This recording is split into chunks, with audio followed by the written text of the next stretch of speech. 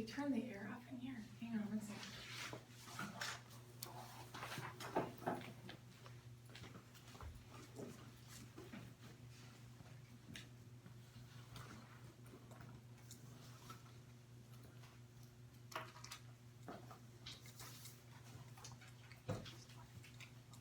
That's the problem. It's not blowing out of that thing very well. Usually when you press this, it goes, dong, really. Oh. Such is life.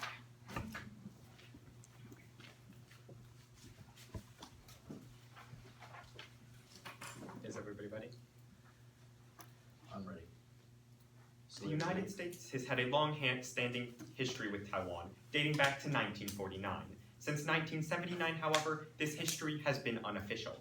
In recent years, this relationship has grown to encompass trade, arms dealing, and security, with no official declaration.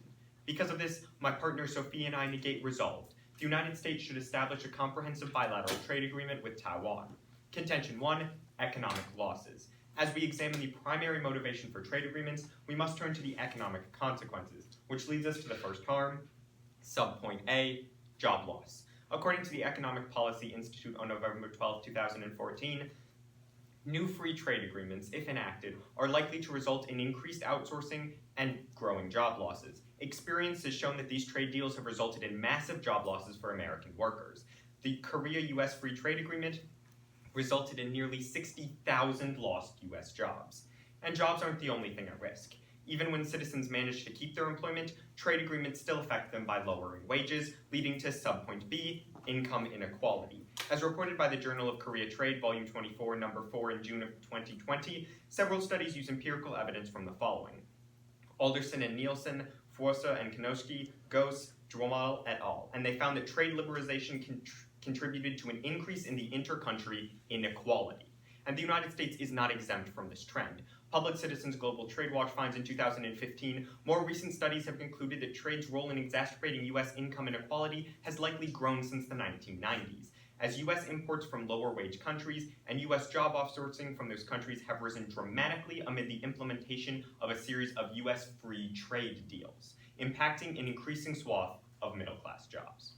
With tens of thousands losing jobs and millions more affected by increased inequality, we turn to yet another economic drawback. Subpoint C, trade diversion and welfare. According to the Journal of Economic Development, Volume 31, Number 2, an FTA also causes trade diversion in which member countries shift their import sources from non-member countries to member countries. The trade diversion, therefore, is harmful to non-member countries.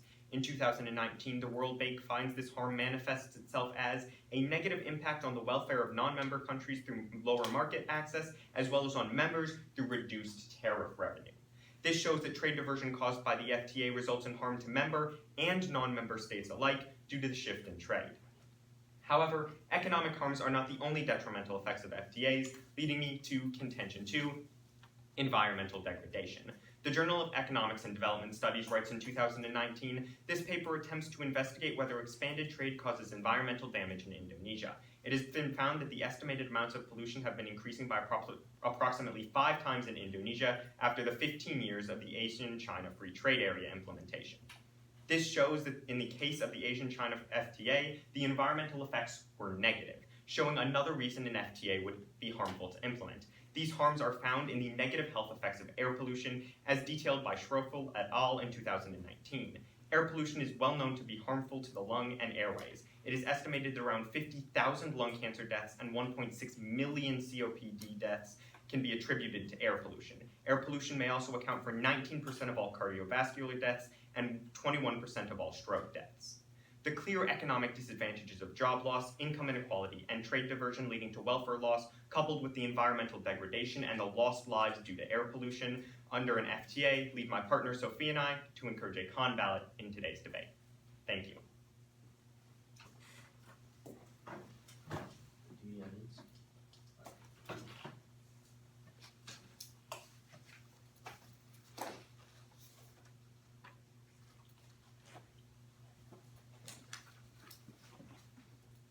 Alright, for clarity, this is 853, and this is the affirmative speech. Is everyone ready? Awesome. We affirm, despite substantial progress, Southeast Asia is still the world's most underutilized economy. Dominic of the Asian Development Review confirms that only 30% of the region's financial capacity is currently in use. Taiwan is key to boosting economic output and reducing this gross inefficiency. As Lin of the Brookings Institute reports in 2021, that Taiwan has shown the world that a liberal nation of the East can prosper and grow even as the world begins to slide into recession. The practical reality, however, is that the geopolitical and economic obstacles are waiting at every turn to lay waste to Taiwan's exceptional track record of financial success. Therefore, Lin concludes that a bilateral trade agreement with Taiwan is critical to ensuring that the island state remains the poster child of enduring economic success in the East. Affirming paves a path forward for Asia through Taiwan in 3 ways. The first is by welcoming Washington. Currently, Tong of CSIS explains in 2020 that stagnating U.S. foreign policy has left us behind in the Indo-Pacific region. Years of minor trade deals have left us playing catch-up. This context makes a bilateral trade agreement imperative, as Tong confirms that a BTA would show the world that America is ready to be a meaningful player in Asia. Beyond improving Washington's image, Danielson of NBR writes in 2020 that a trade deal between the U.S. and the island would facilitate coordination on import standards and regulations, paving a path for other trade deals far beyond Taiwan. Rebuilding economic linkages between America and Asia is key. Hormats of Bloomberg confirms in 2012 that tethering the 2 powerhouses through trade could lift millions out of poverty by raising incomes. The second is through Taiwanese technology. Despite being a digital powerhouse, Maz of AEI observes in 2019 that Taiwan had taken a backseat as its neighbors break ground on their own tech sectors. This development is disturbing, as Taipei's tech expertise makes it a natural regional leader.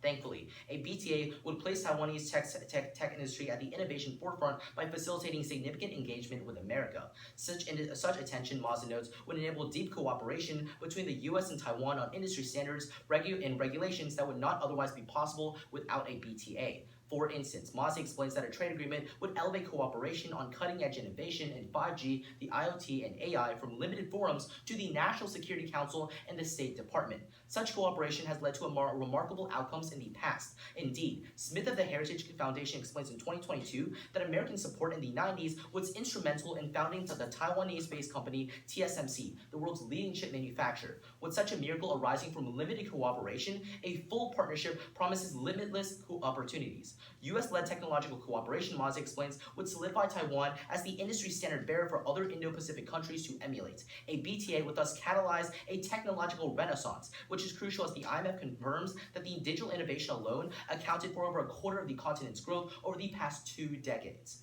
Third is by furthering integration. Taiwan has been subjected to devastating economic coercion from China for generations. The CRS notes in 2019 that Taiwan's exports have fallen by 1/3 because Beijing bullies other countries to exclude Taiwan from trade agreements. The US, as China's only rival in power, is the only country capable of globally integrating Taiwan with a BTA. Danielson explains that a US-Taiwan BTA would provide the political cover necessary for Asian and European states to establish deals with Taipei. Lardy of the Peterson Institute confirms that Asian nations have long stated that a US-Taiwan BTA will break the impasse, with Japan, Singapore, and South Korea directly following Washington's lead and also ratifying trade deals with Taiwan after. Therefore, a US-Taiwan BTA would set off a resurgence in free trade, which the UN concludes can lift 140 million people out of poverty by expanding access to jobs, capital, and goods. All told, fostering long-term economic ties is of utmost importance. Analyzing international business cycles for the last 150 years, Garfalo of the Bank of England concludes in 2021 that higher trade openness diversifies nations' economies and develops resilience, enabling countries to weather short-term trade shocks and recessions.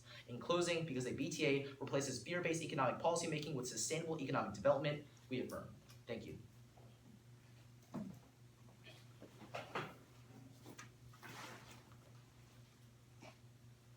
If you want, we can just use my phone at a time. Yeah. It's up to you. We can both do it. Okay. Since I was first speaker, may I have the first question? Yeah. Let's get down to your integration argument. Are you aware that Taiwan actually already signed a free trade agreement with Singapore, one of the countries that you named would follow the US? So number one, we never mentioned Singapore, and number two, we say that as a whole, that's just one bilateral trade agreement. We said overall, when you look at the general context of Taiwanese economic integration into the global economy, because China does not want Taiwan to build these economic linkages, China is currently threatening other countries with economic retaliation. That is why, for the most part, although you can give one example of Singapore, in general, most countries do not want to sign a trade agreement with Taiwan. However, because the United States is a global norm setter, when the United States takes the first step and actually does sign a bilateral trade agreement with Taiwan, many of these countries, not Singapore, but as I mentioned, Japan, South Korea, etc., would also follow the United States lead and also sign trade agreements with Taiwan, integrating Taiwan into the global economy, lifting millions out of poverty. Can I have a question? Yeah, go ahead. Okay, so let's talk about your argument about the environment, right? How exactly does a free trade agreement between Taiwan and the US increase air pollution and emissions?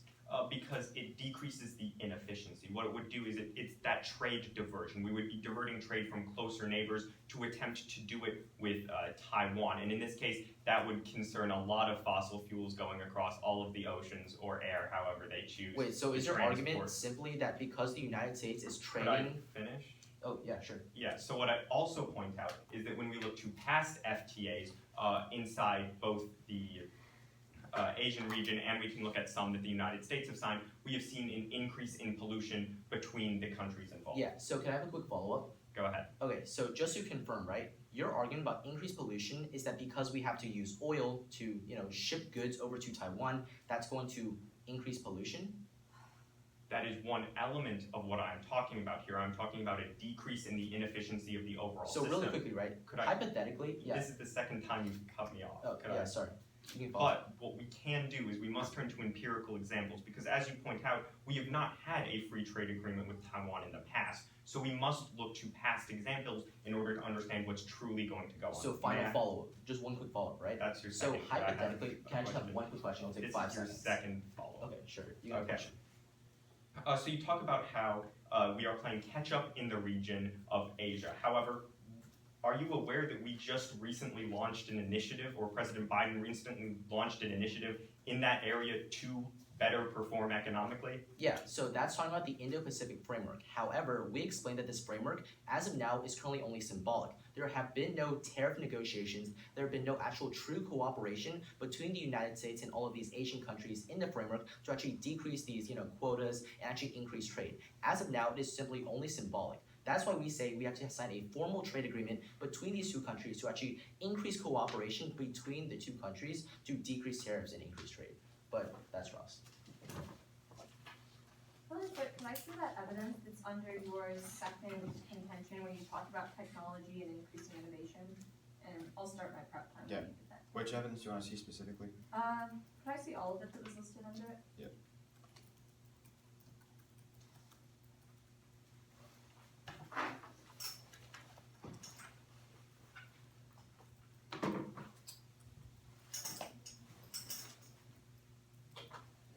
Just gonna try this. Okay. And I'm starting to prep mine now, but just. I can scroll through. I can keep scrolling down.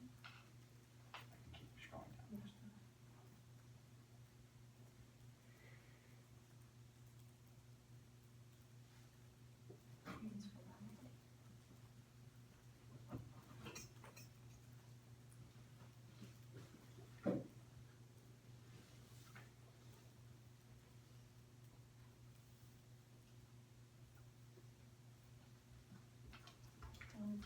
And one more.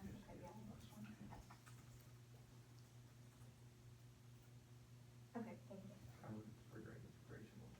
Okay, yep. And I'm gonna keep running prep for a little bit. There's more I can scroll down.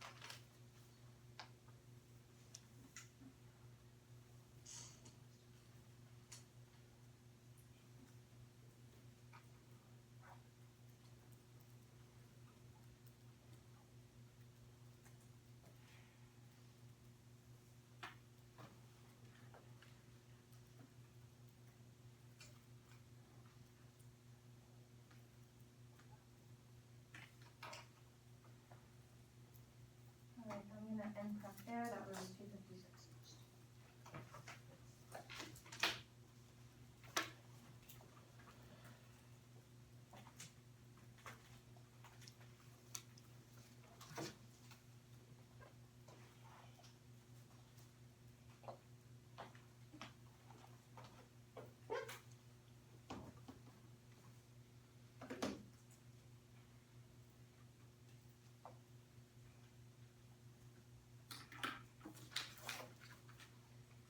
Is everyone ready to begin? Feels good? All right. And I will begin my speech in 3, 2, 1. Today, we're talking about what would happen if the United States and Taiwan joined together in a bilateral trade agreement. My partner has already presented the immense harms that would happen if the United States and Taiwan were to go forward with this agreement. In this speech today, I'll be addressing the arguments made by my opponents in their first constructive stay. Beginning right away with their first contention, where they talk about how Southeast Asia and East Asia is an underutilized economy, citing things like the fact that about 30% of their economy isn't being utilized. However, the first thing to note on this argument is that this is a more generalized argument that talks about the region as a whole rather than Taiwan. The second thing to point out is that evidence they bring up, such as Mazza in 2019, that talks about how this could potentially pave a roadmap later on for other economies to follow them in the future, was specifically written as an analysis of former Secretary of State Mike Pompeo's policy under the Trump administration. Again, this is no longer relevant, as pursuant we're currently under the Biden administration and their own trade policies. And moving on into their second contention, where they're talking about technology and increasing innovation. The first thing to draw attention to is the fact that they say that this would help innovation and help grow the technology industry in Taiwan. However, we can see this is not the case. According to the University of International Business and Economics and the University of Birmingham in June of 2016, trade liberalization positively or negatively affects firm innovation, which is regarded as the key detriments of long-run economic growth. But they have found that trade liberalization reduces a firm's overall innovation, and this finding is robust into a series of checks.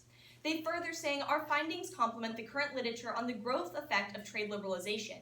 In particular, the findings remind us of the use of potential heterogeneity of the effect of innovation. Trade liberalization may be detrimental for fundamental innovation activities due to a negative economic effect.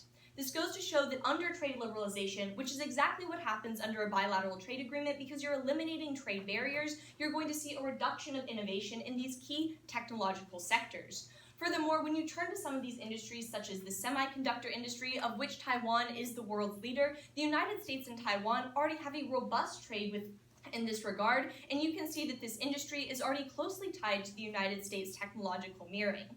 Now, to go on to their third contention, which is the one where they specifically talk about furthering integration.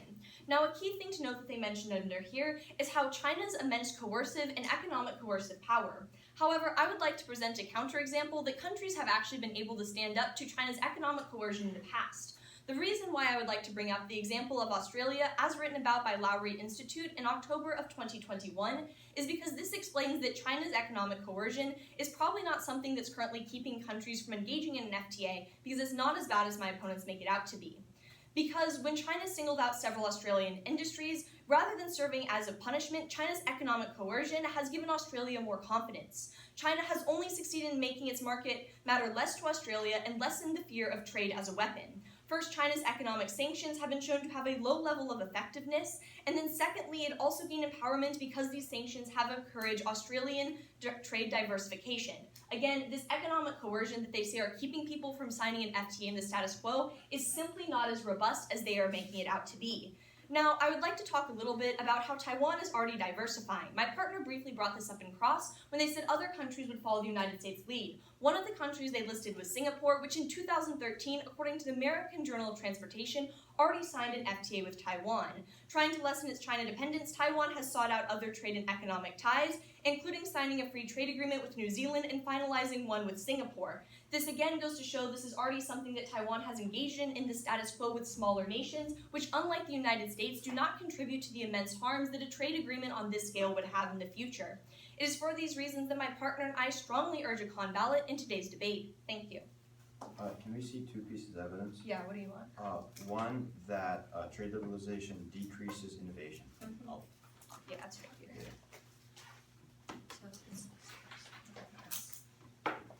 Alright, we're gonna start running now. was 3 seconds. And then can we see that these small FTAs that Taiwan is signing, is it gonna hurt their economy and the US's? Just what are we thought you said? So there's the one that talks about that. Yeah, just wherever it says it would not hurt them, like the in the US. In the US? Yeah.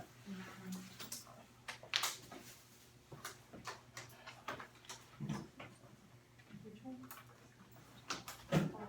Yeah. Alright. It's the one. Alright, sorry. Yeah.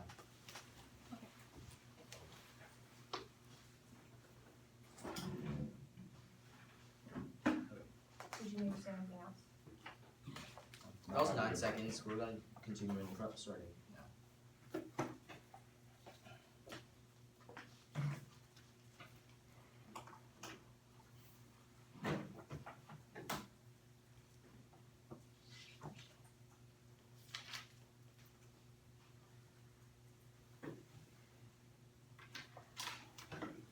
Okay, that was 30 seconds used.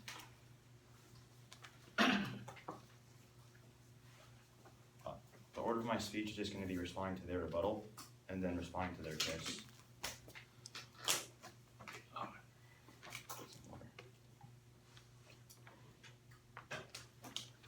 Alright, is everybody good? Okay.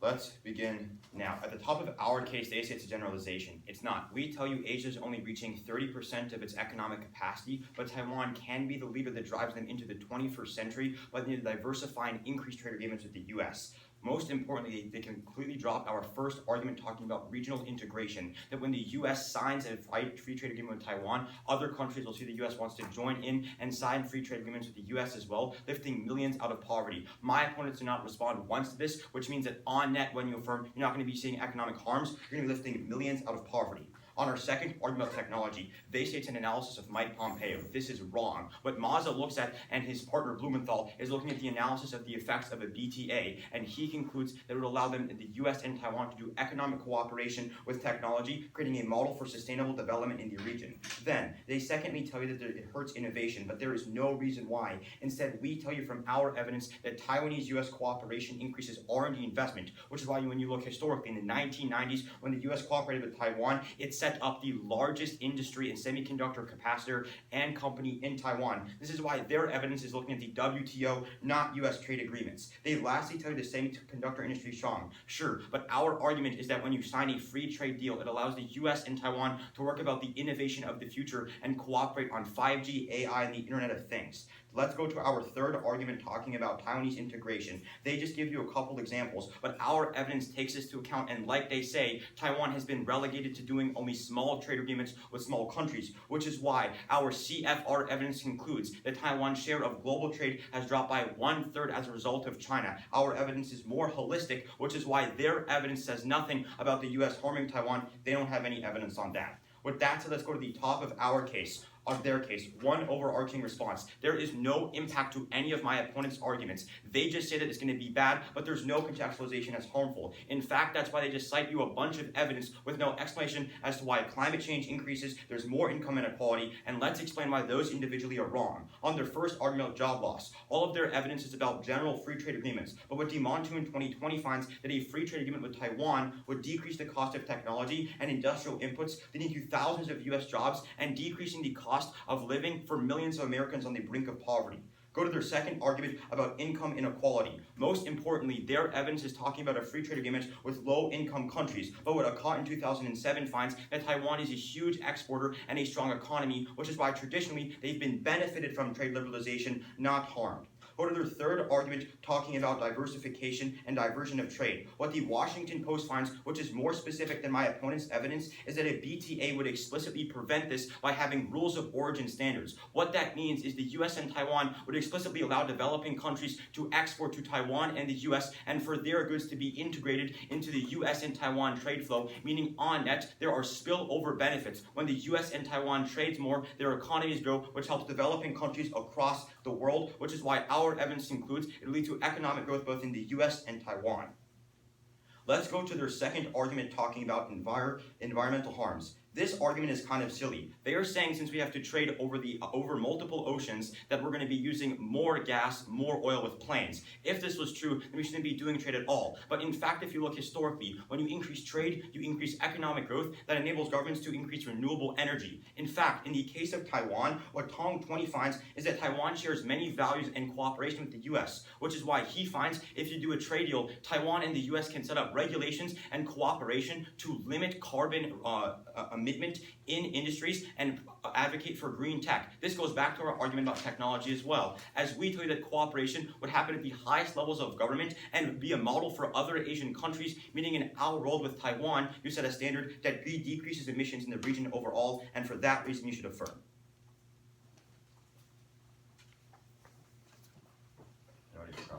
Yeah, I'm just gonna take some water first.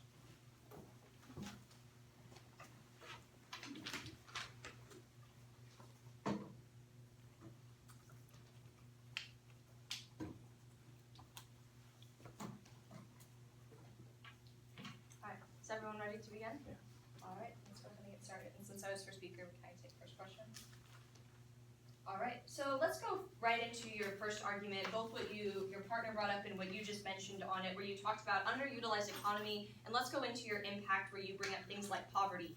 If, and we do see this empirically, statistically with BTAs, we see a rise in income inequality under a bilateral trade agreement. Doesn't that again just worsen an overall impact of poverty and take out that entire impact? So I directly respond to this. In your case, it's just an assertion. There, first of all, is no explanation about income inequality. But even if the judges want to take you at your highest ground, your evidence, like you say in cases analyzing trade agreements with low-income countries, sure, that might be harmful, but our evidence is specific in the case of Taiwan. And our evidence concludes that since Taiwan is so crucial to technology and to exports globally, decreasing tariffs would decrease the cost of technology in the US and decrease the cost of industrial outputs. So put simply, since prices are going to be cheaper, economies are going to boom, our evidence concludes that a trade agreement would facilitate the creation of 27,000 jobs. In addition to creating jobs, this means that the people in poverty get to move up the socioeconomic ladder, which means that income inequality decreases.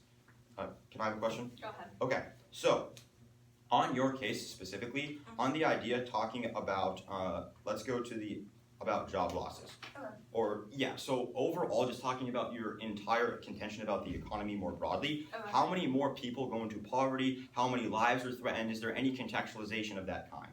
So I think the important thing to draw attention to, and is you bring up a lot of numbers that, while they seem like they're good, strong numbers and things we would want to consider in this round, are all theorized. What you need to remember about mine and my partner's case is that we're looking at what's happened when the United States and other large nations have engaged in free trade agreements in the past. You want to know what actually happens beyond the estimations and the hypotheses, you look empirically to your past results, and that's when we've seen things like tens of thousands of job losses just between KORUS, which is the South Korea and United States free trade agreement. Really quickly, sure, empirics might be good, but that doesn't go past my analysis. My argument is that you're comparing apples to oranges. You are using empirics from different economies, different countries. We are reading evidence and giving an explanation as to why Taiwan, being one of the world's strongest economy, will be benefited in a BTA. So sure, the judges can buy that your arguments are about empirical studies, but none of those empirical studies look at the US and Taiwan trade agreement. We are citing academic studies that look at Taiwan and the US. And moreover, you give no explanation behind those studies, but we are giving warrants and logical explanations as to why when you decrease the cost of goods, decrease the cost of technology, people's pockets get filled, and you decrease the amount of poverty.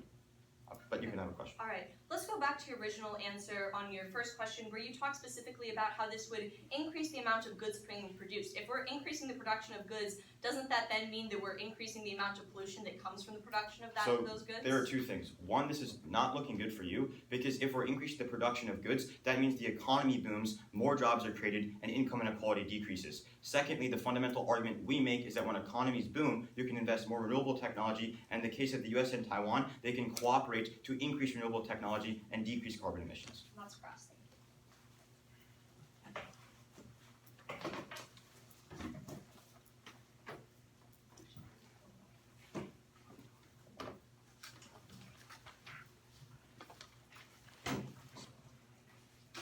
Is everybody ready? Then I'm going to begin. I'm going to start by looking at some of the attacks that my opponents made against my case, and then going over to their responses. Now, let's start with my contention one, where they talked about how I have no impact for anything. First, I would like to point out that I did talk about impacts within my case. We saw a direct impact in my second contention, talking about the environmental degradation, and I also talked about what happens when trade diversion occurs due to an FTA within that second subpoint. But I also believe that talking about an increase in income inequality, you can clearly see how that would be bad for everybody involved.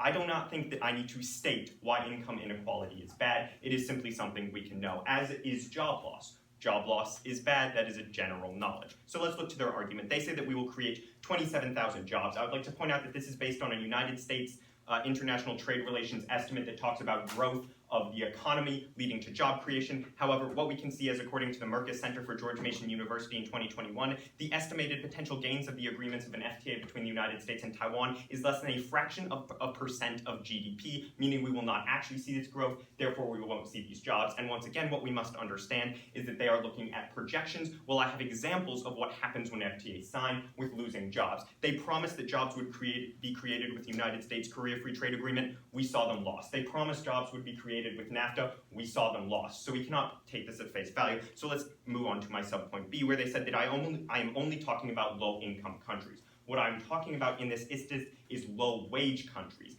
And Taiwan's minimum wage is lower than the United States, so this applies here. But we can also once again look to an empirical example, looking to the United States-Canada Free Trade Agreement, neither of which are low-income countries, as my opponents are trying to make it out, where we saw the wealthiest 1/5 of Canadian householders saw their assets grow by almost 40%, while the poorest 1/5 saw their asset values actually contract. And they have an explanation for this, according to the Commission for Environmental Cooperation of North America, stating the United States and Taiwan remove bilateral trade barriers on goods. The two countries demand more of each other's goods and reduce the supply of goods to third economies, thus raising the price of those goods. And that's where we see the issue. Now moving on to that subpoint C, where they say a BTUA would actually prevent trade diversification. However, considering we have trade diversion, considering we have seen trade diversion occur in past FTAs, and here we can also see that according to the Institute for International Economics, his study includes terms of trade effects for other countries' regions, resulting in United States-Taiwan FTA, and sees that there is trade diversion. So even if we look at this specific example, while I prefer to go into empirics, what we also see is that there would be trade diversion. Now let's look into that second contention, where they just simply call it silly. However, what we can see is that negative impacts do occur on the environment. I gave you an example of that, and we can look to the United States-Canada Free Trade Agreement once again to see that there was a rise in pollution there, and we can look to NAFTA to see once again there was a rise in pollution, meaning empirically we do see that free trade agreements cause environmental degradation. Because of this, my partner and I strongly urge a con vote in today's debate. Thank you. All right, we're gonna take prep, please. 30 seconds so far. Starting prep now.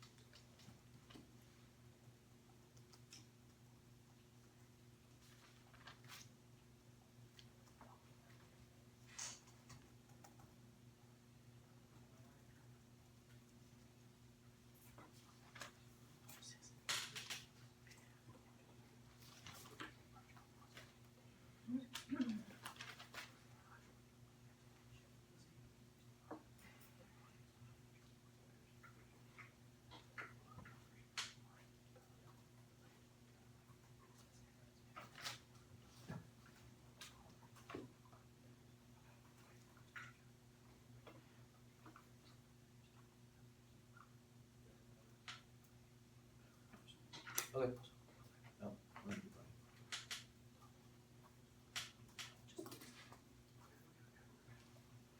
Alright, that was 2 7 U's. So 237 total for prep. That's 23 seconds of prep left. Let me write that down real quick.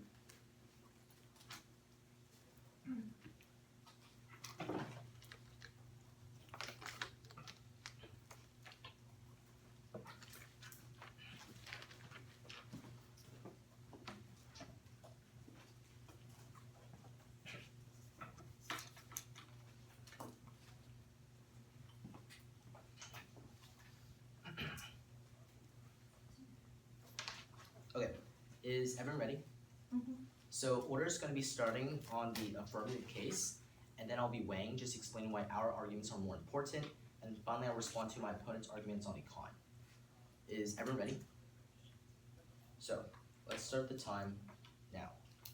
Fear should not be the obstacle to long-term progress. The thesis of our case is very simple. We say that despite substantial progress, Southeast Asia has still yet to unlock its full economic potential, operating at only 30% of its economic potential. That is why, at its core, a bilateral trade agreement would do wonders for the region through letting Taiwan be the leader of economic growth. Let's see how we do that. Focus on our second argument about technology specifically. The story is very simple. We say that despite a strong tech sector, Taiwan isn't the regional industry leader that it should be. Thankfully, signing a BTA with Taiwan would allow them to facilitate cooperation on industry regulations for 5G and AI with the highest levels of US government, such as the State Department. With the United States at its side, affirming would solidify Taiwan as a model for Asian economies, facilitating a tech boom and revolution, which is crucial as digital innovation has accounted for over a quarter of the continent's growth, lifting millions of people out of poverty.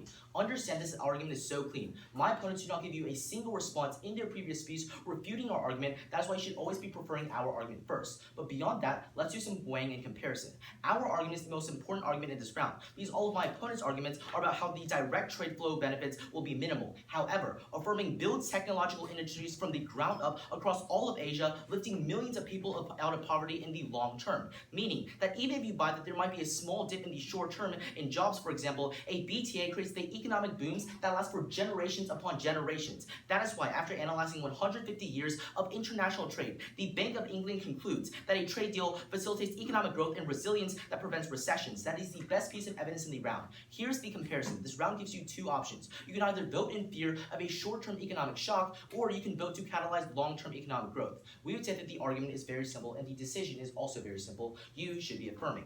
But with that said, let's respond to my opponent's arguments on the con. Remember, at the top, they never give you a quantified impact on any of their arguments. Sure, income inequality is very bad, and air pollution is very bad. But ask yourself, how much exactly is income inequality going to increase? My opponents never give you a single quantified or contextualized impact. They never give you a single statistic about how many more people are dying from this increase in air pollution.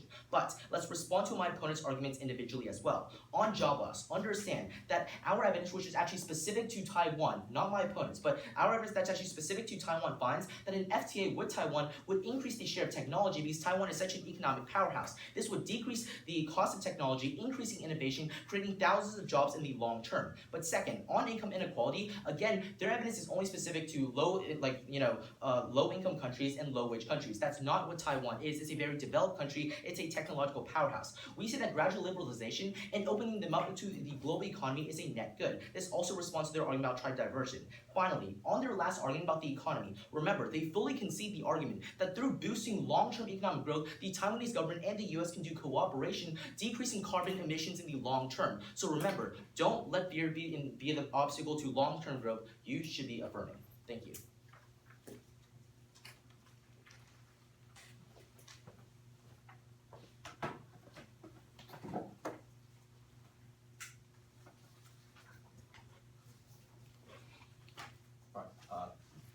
First question.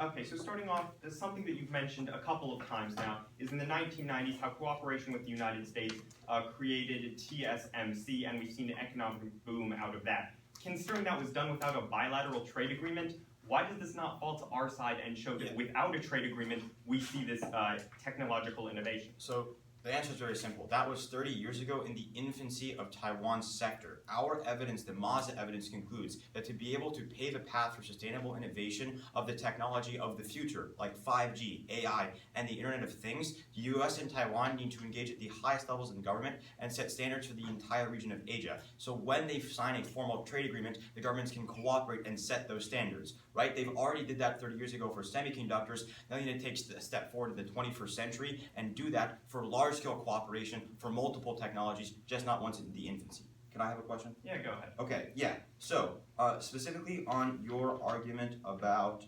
diversion, right? If the U.S. and Taiwan economy are booming from trade and they're increasing demand for goods, doesn't that also help other exporters across the world? No, because the United States would be decreasing its exports to other friendly countries that we have trade deals with, like Canada or other examples, and then they would be trying to move that and increase that trade to Taiwan. So you're not actually seeing trade creation. What you're seeing is trade diversion, which is what I talk about empirically, as well as give that idea or that conclusion that would happen in the case of a United States-Taiwan FTA. So really quickly, right? Because countries don't only trade with one other country. So if the country's economy on net grows overall, it also increases production, increases exports, and that automatically would also spill over to neighboring countries.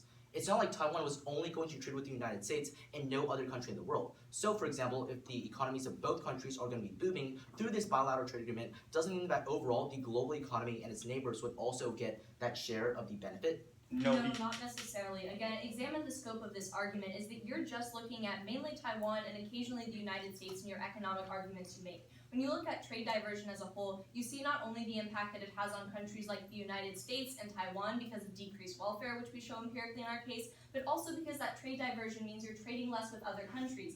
Even if we take you at your word and say that we would see such economic benefits and growth, it would be at the cost of economic growth and our economic relationships with other countries. Meaning, on net, you really wouldn't see this increase, but you're saying you would in your case. Yeah, quick follow-up. If your argument is true, why does the U.S. have 12 free trade deals?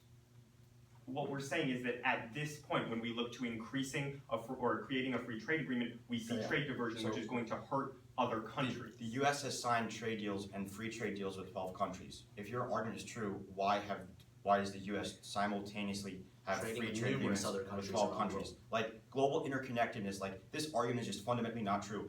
There's like the idea of comparative Is there a specialization. question here? 'Cause Like I'm just furthering my question, but there's like comparative specialization. We can get technology from one country, be from another. Like that argument is historically disproven, but that's gross. there was no question.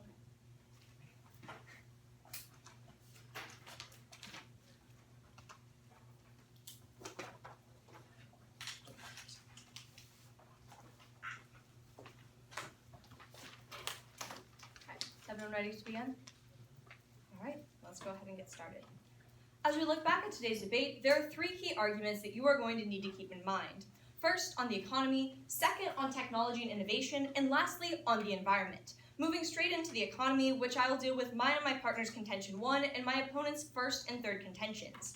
To begin with our contention 1, where we discuss job loss, I think this is a great time to discuss evidence and how it's being presented in this round.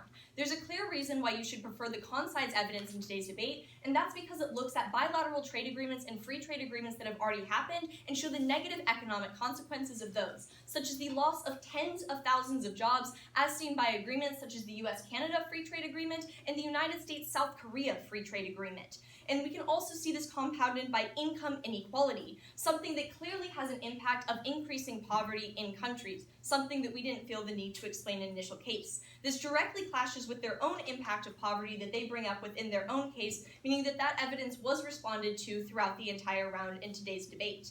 Now, on to our last subpoint where we talk about trade diversion and welfare. This is another key and critical point. So let me finish up that question that my opponents asked us in Grand Cross, where we can see that trade diversion happens because of free trade agreements. Of course, we're not disputing the United States has signed into 12 of these agreements. However, we are pointing out there's immense harms to them that we need to consider before engaging in one more.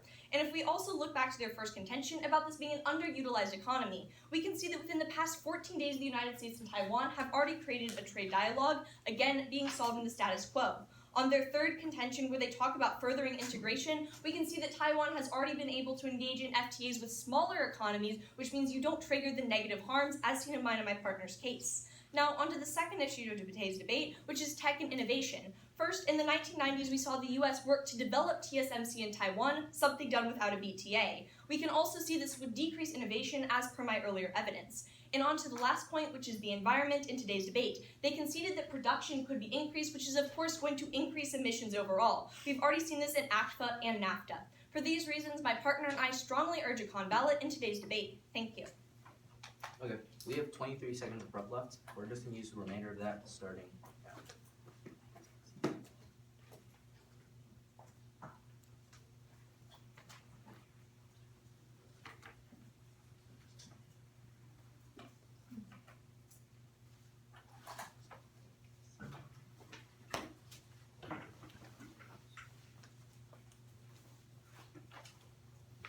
Alright, the order of my speech is just going to be comparing our arguments, our case, and their case.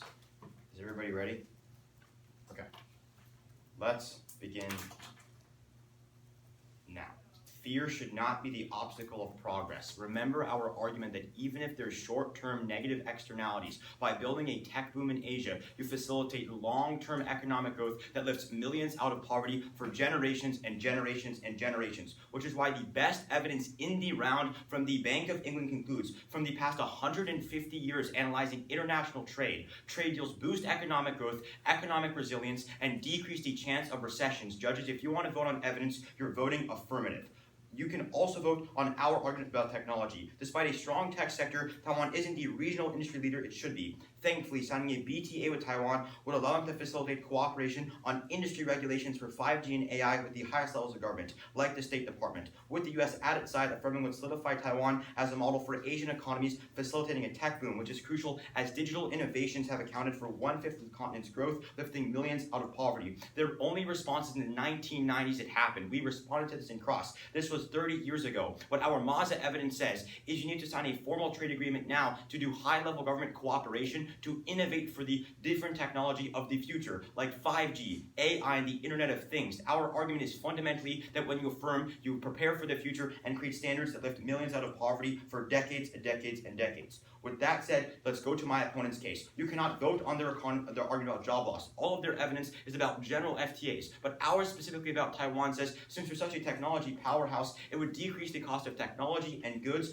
decreasing poverty and creating thousands of jobs, which is why they say that it would increase production. Even more so, remember, when the US and Taiwan's economies benefited, as per their analysis, we can trade more with developing countries, which is why the US has literally signed 12 trade deals. If their argument was true, then the US would be simultaneously trading with multiple countries. That is logically untrue. Lastly, if you want to vote on the environment, you're voting for us because when we tell you the US and Taiwan can cooperate through a BTA, they can establish climate regulations that decrease emissions. Put simply, if you want to vote neg on any of their opponents' arguments, you can look to us first because we are winning our case, theirs, and the comparison, thus we affirm. Good round, y'all. Good debate. You guys do handshakes with this bump or Aye. anything like that? Hold on. We're done. It's plenty hot. Thank you all for judging.